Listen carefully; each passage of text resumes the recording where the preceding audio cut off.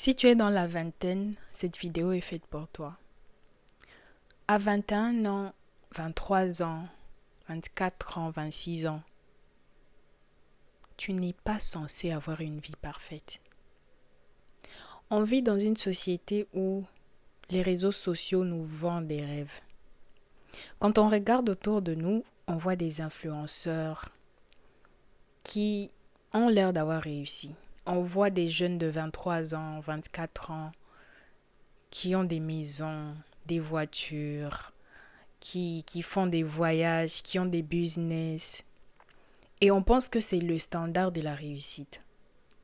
Alors que ce n'est pas tout à fait ça. De l'autre côté, on voit des gens avec qui on a grandi, des collègues des classes peut-être, nos amis d'enfance, qui pour certains sont déjà mariés, d'autres ont voyagé, d'autres ont leur carrière des rêves, d'autres encore sont en train de finir leurs études. Et ça nous pousse à nous comparer. On tombe dans cette comparaison toxique qui nous donne l'impression d'avoir échoué, en oubliant que chacun a son histoire. Mon histoire n'est pas censée être semblable à ton histoire. Et tout ce qu'on voit sur les réseaux sociaux n'est pas forcément vrai. Oui, on a des gens qui ont réussi à 24 ans, 25 ans. Mais ce n'est pas le passage de tout le monde. Et donc, arrêtez de vous comparer.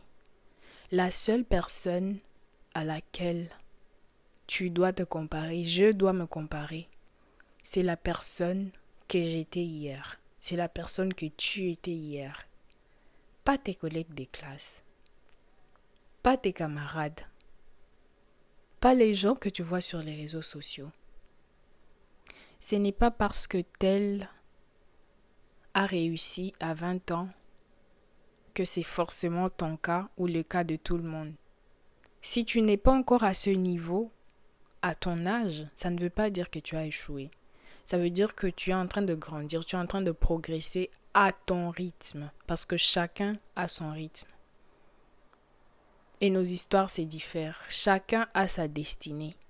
Dieu a un plan pour tout un chacun. Tu es maître de ta vie. Tu es maître de ton histoire.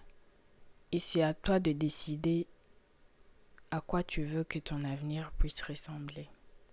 Et surtout, fais confiance à Dieu. C'est lui le maître des temps et des circonstances. Sache qu'il a un plan pour ta vie. Il ne t'a pas créé pour ressembler à ton camarade. Il ne t'a pas créé pour ressembler aux gens que tu vois sur les réseaux sociaux.